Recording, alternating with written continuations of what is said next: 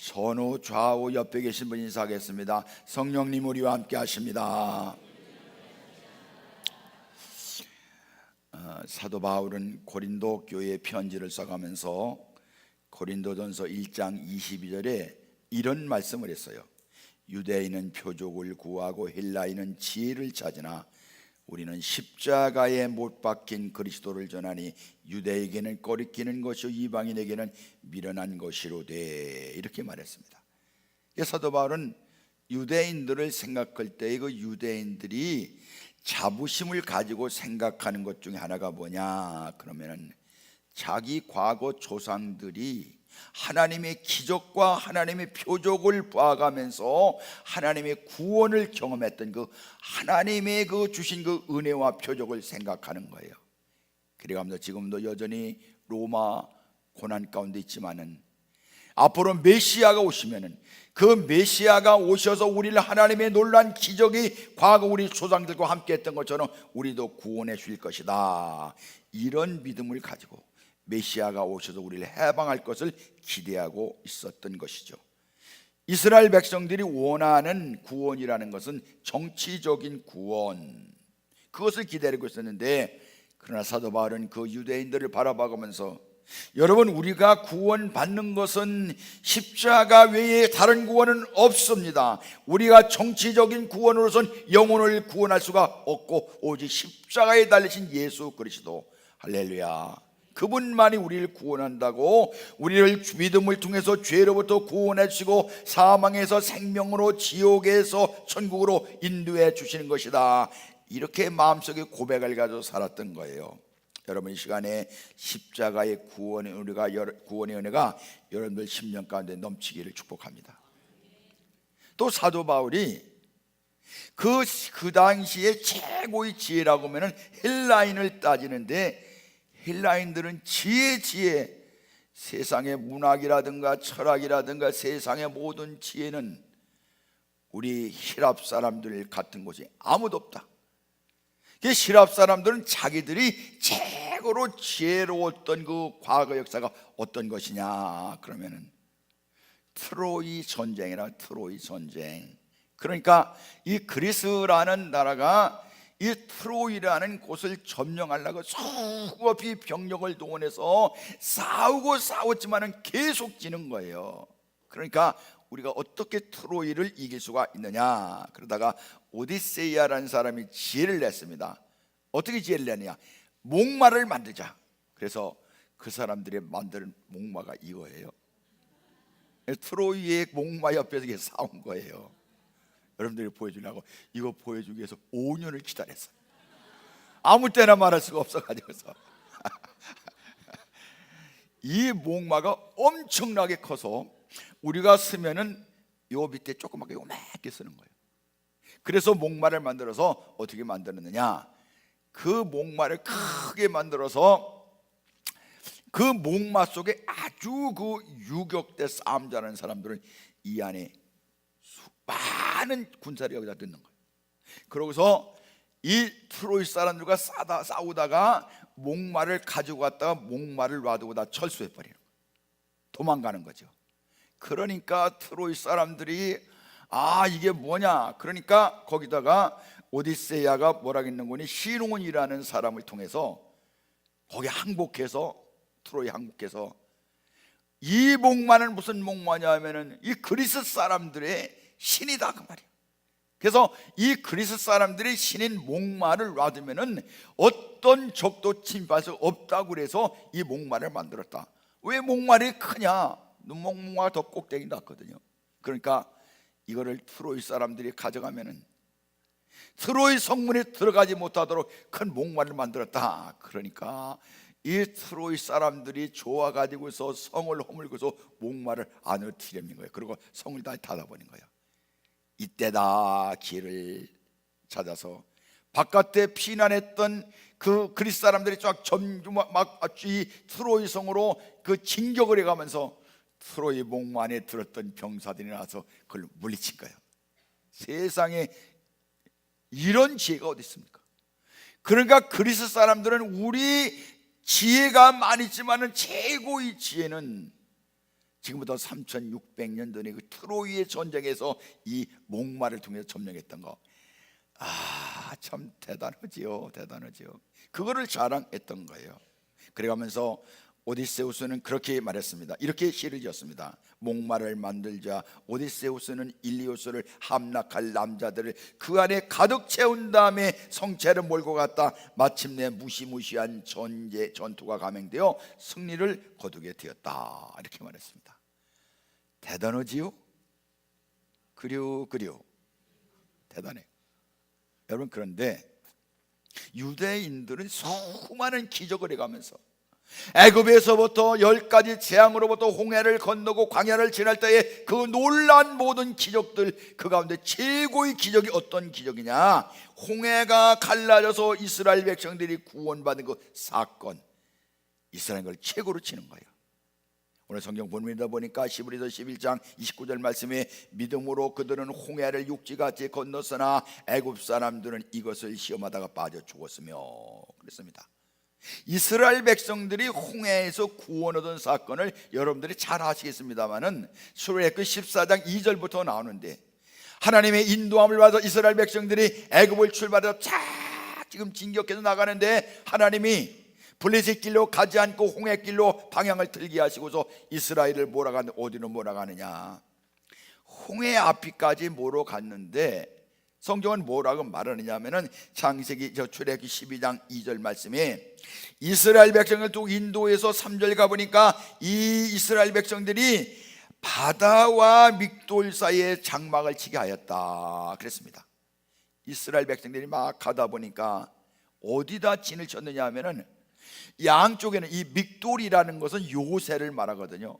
그러니까 이 믹돌이라는 것은 여기 좌우에 높은 언덕이 있어서 이 안에는 아주 조용한 아주 어떤 방울봉어처럼 돼 있는 거예요. 그리고 앞에 나가다 보면 홍해가 갈려 있어요. 바로 그 믹돌로 인도하신 거예요. 믹돌에 딱 들어가서 보니까 누가 그러는 거야? 야, 저게 누구냐? 애굽 사람들이 쫓아온다.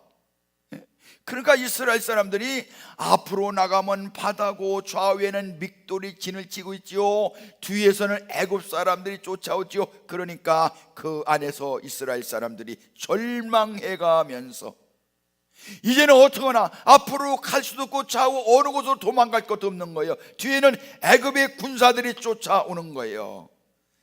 이스라엘 민족을 둘러싸고 있는 환경이 최악의 환경, 당대의 최고의 최강을 자랑하는 이집트 군대가 추격해 와서 코앞에 위협하고 있고 도망치려야 도망칠 수 없는 거예요. 아니, 옆에 절벽만 아니면 그냥 바닷가로 도망가면 될 텐데 도망갈 곳이 없는 거예요. 이 절망감, 사면초가 이스라엘이 위기감에 몰려오는 거예요. 그래서 두려워 떨면서 불안한 감정이 휩싸여서 있는 바로 그 상황이 바로 오늘 성경 본문에 나와 있는 그 이스라엘 백성들이 홍해를 건너기 전의 그런 상황이에요. 여러분, 우리가 인생을 살아가면서 주위에 환경이 이렇게 복잡할 때가 많이 있는 거예요. 오염에 빨 때가 있는 거예요.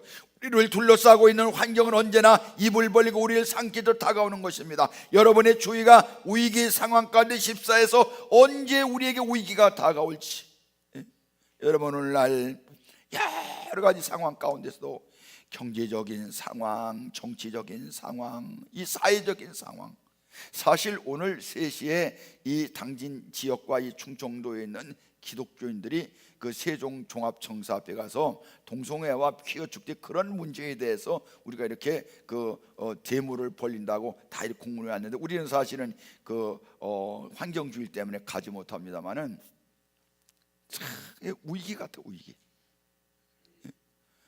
여러분, 우리나라 정부에서 퀴어 축제를 지역마다 허가를 해줬는데, 이 퀴어 축제라는 것이 이게 동성애 그 축제거든요.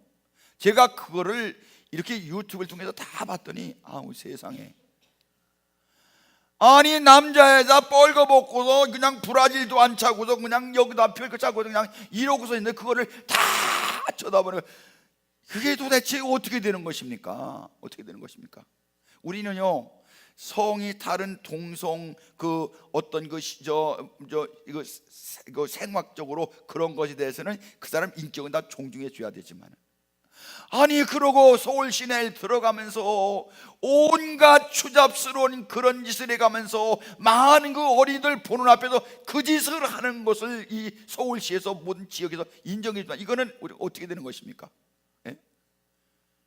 여러분 이거는 심각한 문제예요. 교회의 그 어떤 도전이 되는 거예요. 아니 우리가 생리적으로 동성애에 대해서 같이 사랑하는 것 그런 것까지야 우리가 어떻게 할 수가 없는 거예요.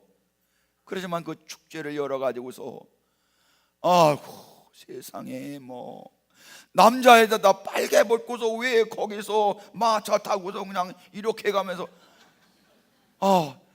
이걸 도대체 어찌고자 하는 거예요. 어찌고자 하는 거예요. 이게 더 나가면은 가정마다 지금 심각한 가정의 위기가 다가오고요. 자녀들이 아버지 그냥 뭐 이렇게 살해하는 거, 이 복잡한 세상 가운데서 여러분 이게 참 위기가 되는 거예요. 위기가 되는 거. 여러분 이런 상황 가운데서 우리가 어떻게 주위 환경만 바라보면은 정말 낙심스러운 때가 있지만은 중요한 것은 우리가 그것만을 바라봐가면서 절망적인 것으로 살아갈 수가 없는 거예요. 우리에게 중요한 것은 뭐냐면은 하나님을 바라보는 거예요. 엘리야 같이 영역이 강한 사람도 사면에서 위험이 닥치니까 주여 나 그만 살고 싶어요, 내 목숨을 앗아가세요, 뺏어가세요, 그렇게 가면서 환경보다 실족한 적이 있습니다만은 여러분 이 시대는 우리가 예수 그리스도 안에서 희망적인 내일을 전망하지 못하는 역사의 짙은 그 절망을 대면해 가면서 우리가 이 시대를 살고 있는데 주여 모세가 제시했던 홍해 앞에서 그 비전을 저희들에게 허락하여 주시옵소서. 그래서 우리가 정말 이 시대 가운데 앞으로 갈 수도 없고 좌우로 어느 곳으로 갈 수 없는, 뒤도 갈 수 없는 진퇴양난의 상황 가운데서 주님 우리 예수님의 거룩한 구원을 보게 하여 주시옵소서. 여러분 그렇다면은 이 홍해를 건너게 되는 믿음의 정체는 무엇이냐? 첫째는요, 믿음이라는 것은요 주님 앞에서 조용히 서는 거예요. 따라합시다. 주님 앞에서 조용히 서라. 이스라엘 백성들이 애국 군대가 뒤쫓아오니까 갈 데가 없는 거예요. 그러니까 꼼짝없이 죽은 목숨이니까 이스라엘 반응이 어땠습니까? 출애굽기 14장 10절에 바로가 가까울 때에 이스라엘 자손들이 눈을 들어본즉 애굽 사람들이 자기 뒤에 미친지라 이스라엘 자손이 심히 두려워하여. 여러분 사람이 어떤 위험에 닥치면은 막 가슴이 뛰고 막 굳어지고 막 너무 두려운 거예요. 너무 두려운 거예요. 그리고 다음 절에 보니까 절망하기 시작했어요. 원망불평하는 겁니다. 하는 소리가 뭐냐면 아니 애굽에 매장지가 없어가지고 우리 여기서 장세 지내려고 그러냐. 난 이스라엘 백성들 보면은 아니 죽는 판에 어디가 묻는 건 무슨 상관이요. 매장지가 없어서 노예 생활하던 사람들이 뭐 죽으면 끝나는 것이 무슨 그냥 뭐 어디 뭐 좋은 묘자리 찾고 이게 무슨 소리예요. 사실 여러분 저는 이렇게 이제 목회를 같이 있어가면서 많은 분들이 이제 먼저 이렇게 권사님들 보내드리고 그랬는데 이 묘자리라는 게 말이요 매장지라는 게 첫 번엔 아주 엄격했어요. 아주 엄격했어요. 그냥 가정에 돌아가시면 집도 나오면 안 돼. 그거는 객사한 거니까. 돌아가시면은 집에서 장례 치러야 돼요. 그런데 요즘에 집에서 장례 치르는 가정이 있으신가요? 없어요. 전부 다 장례식장이 얼마나 잘해주는지 몰라요. 그러고서 뭐 우총용 좌백 그거 딸 데가 어디 있습니까? 그냥 전부 다 화장해 가지고서 시지 화장해서 태워지 공원 묘지다만 해도 괜찮은데 다 뿌려버린 성도들가 많이 봤어요. 사실은 우리는요 아이고 죽어도 그래도 가족끼리 모여 살아야지. 요즘에 일본에는 그런 게 있더라고요. 죽어서 같이 모여 살자는 그런 클럽이 있더라고요. 그래서 이 살아시대 다 모여서 이제 그 어떤 장소를 정해놓고 늘 모이더라고요. 사실 제가 이렇게 우리 부모님들 그리고 장모님 미국에 계시니까 장인 계신 곳을 이렇게 명절 때마다 또 이따가 이렇게 가보고 그럽니다마는, 그거 저 지나고서 손자들은 뭐 그 할아버지 기억이 안 나는 거예요. 아니 우리 자식들도 말이에요. 부모님 돌아가신데 하여튼 저는요 늘 충성해. 그런데 우리 가족들 보면은 그렇지 않더라고. 형제들도 아버지 어머니도. 그러니까 인생의 그 마지막이라는 것이 다 그런 거예요. 그러나 우리에게 예수님의 소망이 최고인 줄로 믿습니다. 그런데 오늘 이 유대인들은 죽게 됐는데, 아니 죽느냐 사느냐 이것이 지금 문제라 이가면서도 어디 묻히냐 그게 문제라는 거예요. 그래가면서 막 원망하는 거예요. 모세를 원망하는 거예요. 하나님을 원망하는 거예요. 그때 모세가 이스라엘 백성들이 한 처방이 무엇이냐, 출애굽기 14장 13절 14절에 보니까 그렇게 말했습니다. 모세가 백성에게 이르되 너희는 두려워 말고 가만히 서서 여호와께서 오늘날 너희를 위하여 행하시는 구원을 보라. 너희가 오늘날 본 애굽 사람은 또 다시는 영원히 보지 못하리라. 여호와께서 너희를 위하여 싸우시리니 너희는 가만히 있을지어다. 여기서 중요한 말이 뭐냐면 가만히 있으라. 따라합시다. 가만히 있으라. 이 가만히 있으라는 말은 너무 기가 막히니까 넋 빠져서 멍청하게 그냥 있으라는 말이 아니고, 좋으신 하나님에 대한 철저한 믿음을 가지고 하나님의 일하심을 기대하라. 할렐루야. 여러분 사실 우리 구원도 마찬가지입니다.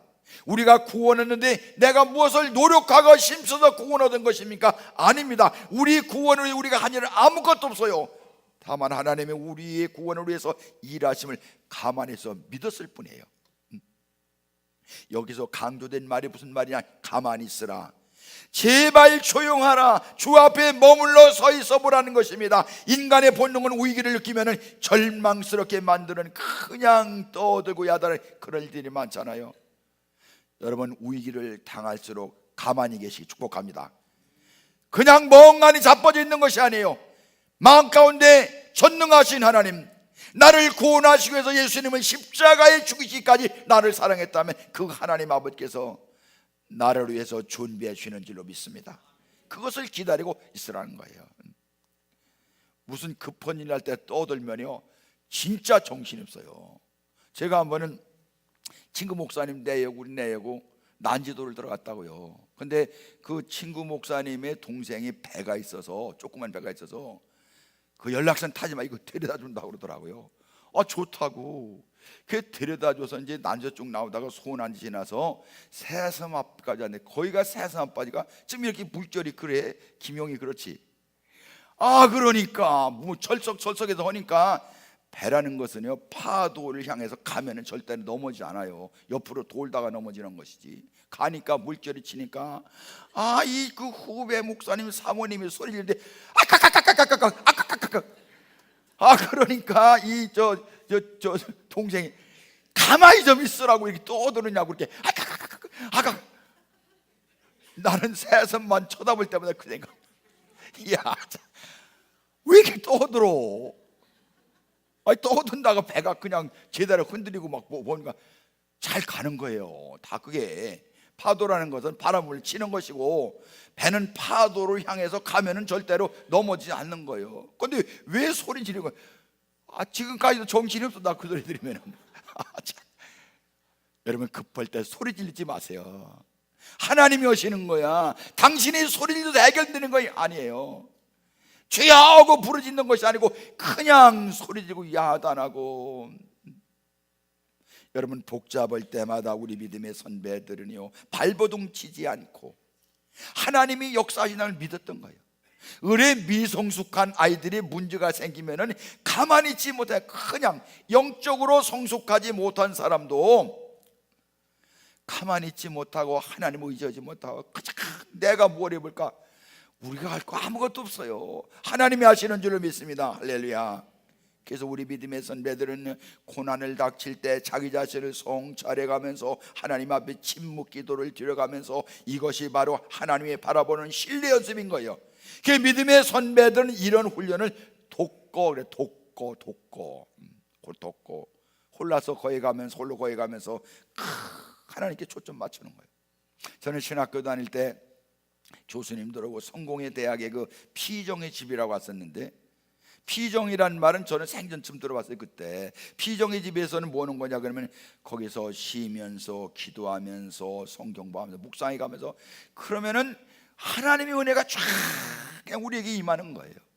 원래 피정이란 말은 쉰다는 그런 말인데, 조용히 쉰다는 말인데, 이 캐톨릭에서 나온 그런 말이요. 이게 피정의 집이라고, 쉬는 곳. 여러분, 급할 때 막 뛰어다니지 말고 가만히 생각해가면서 하나님은 누구신가? 이런 상황에 하나님께서 나를 위해 무엇을 할 것인가? 하나님은 분명히 일하고 계신다. 할렐루야. 나를 위해서 일하고 계신다. 나 같은 거 별거 없다고 버리는 것이 아닙니다. 나를 사랑해서 나를 구원하시기 위해서 당신의 독생성자 예수 그리스도를 피 흘려 죽이시기까지 사랑했다면 내가 얼마나 귀한 존재입니까? 여러분, 하나님 우리를 인도하시는 줄로 믿습니다. 이 믿음으로 승리하시 축복합니다. 여러분, 이스라엘 백성들 애굽을 출발해서 지금까지 여기까지 인도했는데 하나님이 홍해에서 빠져 죽게 하려고 인도했겠습니까? 아닙니다. 하나님의 뜻이 섭리가 계시는 거예요. 그 하나님의 섭리를 기대하면서 가만히 있으라, 가만히 있으라. 역사해 주신 그분 앞에 조용히 머물러 설 때야 하나님이 일하시는 줄로 믿습니다. 두 번째, 이 출애굽기의 믿음의, 홍해 건너기의 믿음의 정체는 뭐냐 그러면은 따라합시다. 하나님의 음성을 듣자.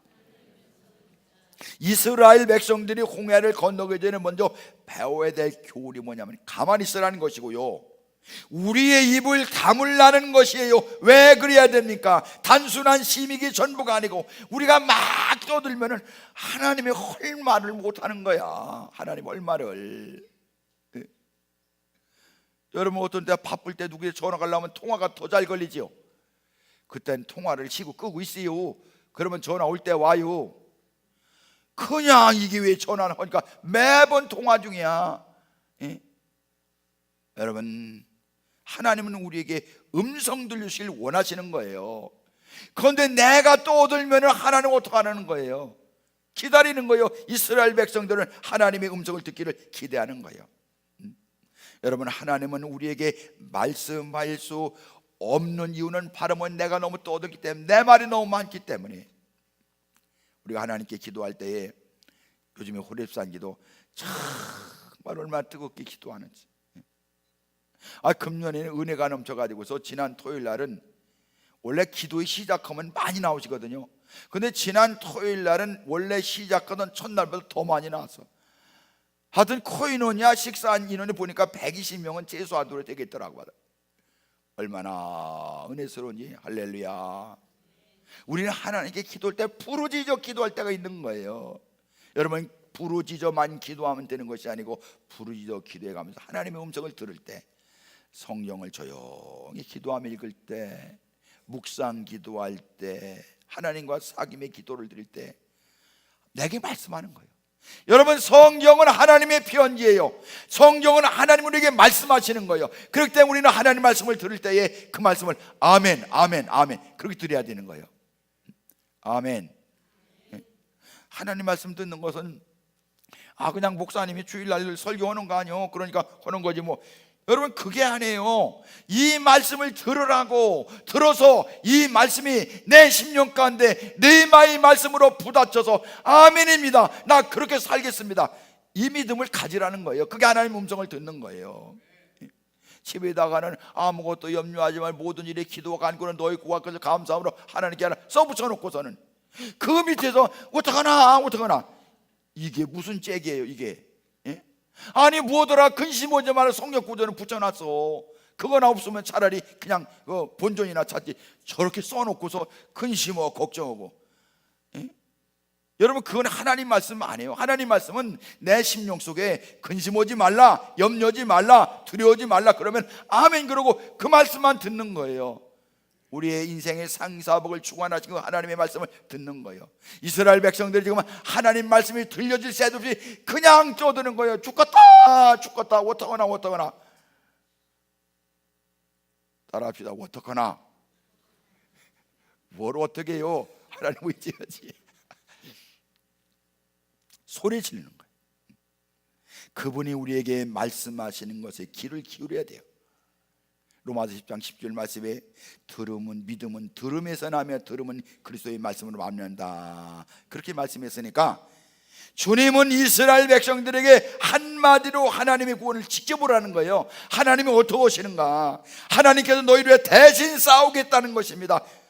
하나님이 우리 위해서 대신 싸우겠다는 거예요. 할렐루야. 얼마나 위로의 말씀이고 소망의 말씀입니까? 주여, 그렇습니다. 내가 무슨 힘이 있어요? 대세가 있어요? 나 할 수 없어요. 그러나 주님을 의지합니다. 하나님이 그런 사람에게 내가 너희를 위해서 대신 세워준다, 이렇게 말씀했습니다.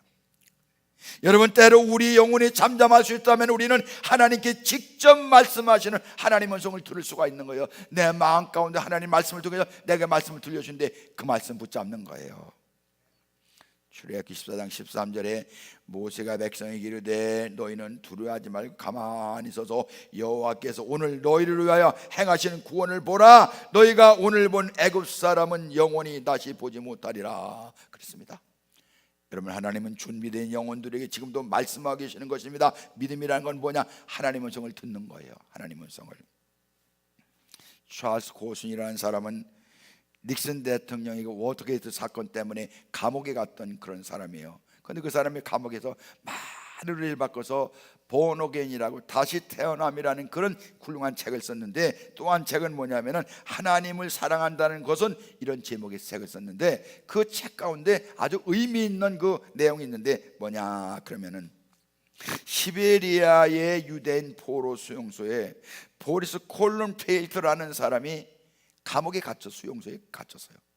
그런데 이 사람은 유대인의 의사였는데 같은 죄수였지만 수용소의 다른 죄수들보다는 너무 여건이 좋았어요. 왜냐하면 다른 죄수들이나 경비원들이 진료를 하기 때문에 좀 편하게 수용소에 지냈던 거예요.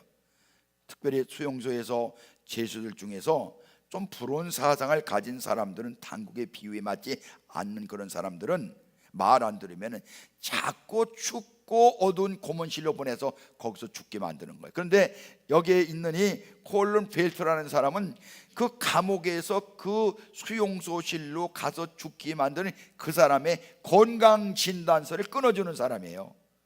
그러니까 여기에 있는 수용소의 직원들이 막 강압적으로 믿으니까 다 써줬어요. 그러다 이 사람이 수용소에서 예수님을 만났습니다.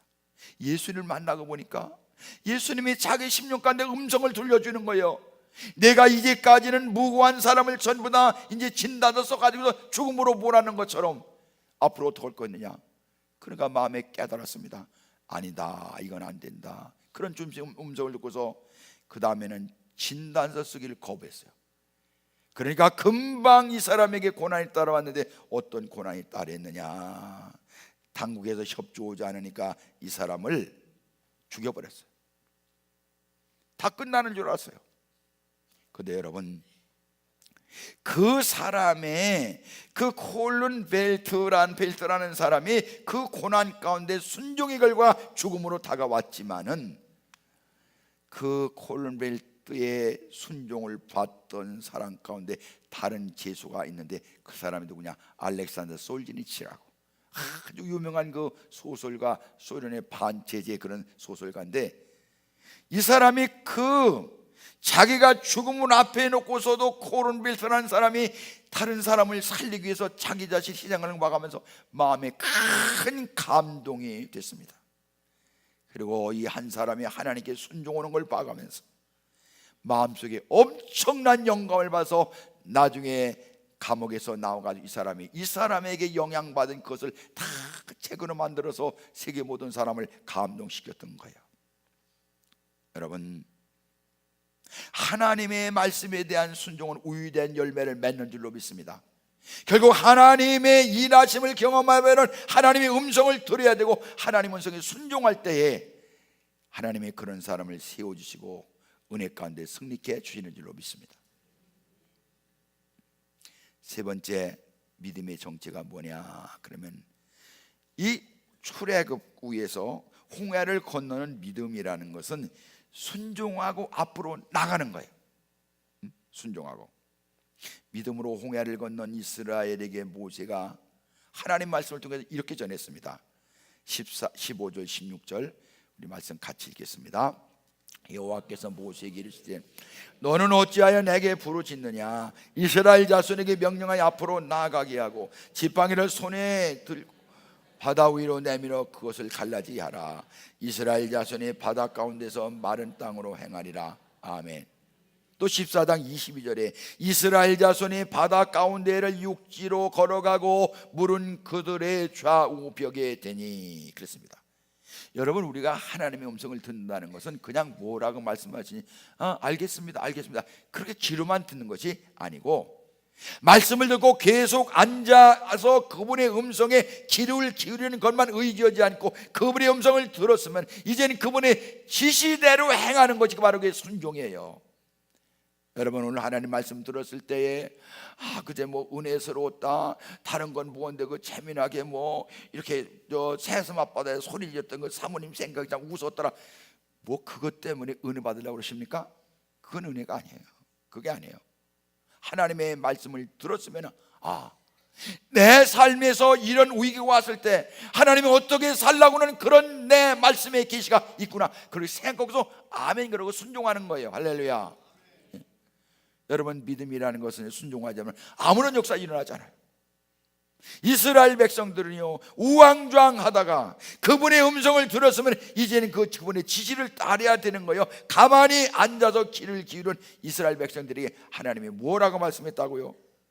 15절 말씀에 여호와께서 이르시되 너는 어찌하여 내게 부르짖냐? 이스라엘 자손을 명하여 앞으로 나아가게 하라, 그렇게 말했습니다. 아직도 앞에 홍해가 출렁거리고 있습니다. 애굽 군사는 저 뒤에 있습니다. 앞으로 가라는 거예요. 가라는 거예요. 여러분, 이스라엘의 옛날 그 기록에 보면은 이 모세가 하나님 명령 따라서 홍해를 탁 했는데도 홍해가 그냥 있는 거예요. 하나님은 가라는 거예요. 그 물 철철 흐르는 그 홍해는 누가 들어갑니까? 그러니까 믿음 좋은 여호수아가 한 발을 홍해에 넣으니까 홍해가 갈라졌다는 거예요. 여러분, 믿음의 결론은 순종인 줄로 믿습니다. 순종이 없는 믿음은 바로 셀 수가 없는 거예요. 홍해가 갈라진 다음에 널 건너가라 그런 것이 아니고, 물이 철철 흘러넘치는데 너 손바닥을 내밀면서 걸어가라는 거예요. 지팡이를 그 홍해물에 대라는 거예요. 여러분, 믿음으로 순종하고 앞으로 나아가라는 것이 우리 앞에 갈라지는 홍해의 역사인 줄로 믿습니다. 이스라엘의 믿음은 순종이고 그 순종은 바로 전진인 거예요. 피터 마샬이라는 목사님이 계신데, 이 목사님은 해군사관학교에서 군목으로 임명돼 가면서 사관 생도들로 같이 이렇게 훈련을 받게 됐는데, 첫날 들어가니까 훈련하는 장교가 무슨 얘기를 하는 거니, 신입생들에게 이 사관학교의 수칙을 쫙 말하는데 그 수칙이 15개가 되는 거예요.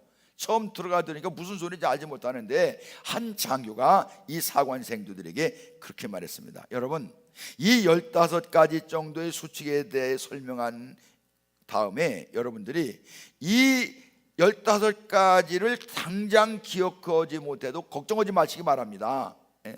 왜냐하면은 그냥 지금 제군들은 날마다 가르칠 교관이 지시하는 대로 날마다 순종하겠다는 그런 확고한 그 결심만 가지면 됩니다. 그러니까 15가지 다 하려고 그러지 마세요. 그건 반드시 알아야 됩니다. 그러나 중요한 것은 뭐냐면은 교관들이 시키는 대로 그날 그대로 따라오세요. 그런데 피터 이 마샬 목사님이 은혜를 받았어요. 아멘 했습니다. 그렇구나. 그래, 내가 주님의 교훈을 모두 다 기억하지 못해도 날마다 나를 인도하시는 그분의 지시에 순종하겠다면 결심만 확고하면 되는 거야. 할렐루야. 우리가 주님 말씀을 다 할 수는 없어요. 그러나 중요한 것은 뭐냐면은 주님 그렇습니다. 내가 주님의 거대한 말씀을 다 알지 못하지만은 그때마다 주님이 내게 말씀하시는 대로 아멘으로 순종하면서 그분이 이제 순종하겠다고 확신하면 되는 줄로 믿습니다. 오늘 나를 인도하시는 그분에게 순종하면 되는 것입니다. 여러분, 우리가 살아가다 보면은 우리 삶의 종류는 다르지만 홍해처럼 앞에 가로막혀 있고 여리고처럼 우리 앞에 캄캄하게 닥쳐있는 모든 그런 그 문제들, 여러분 거기에 대해서 우리가 어떻게 해결하렵니까?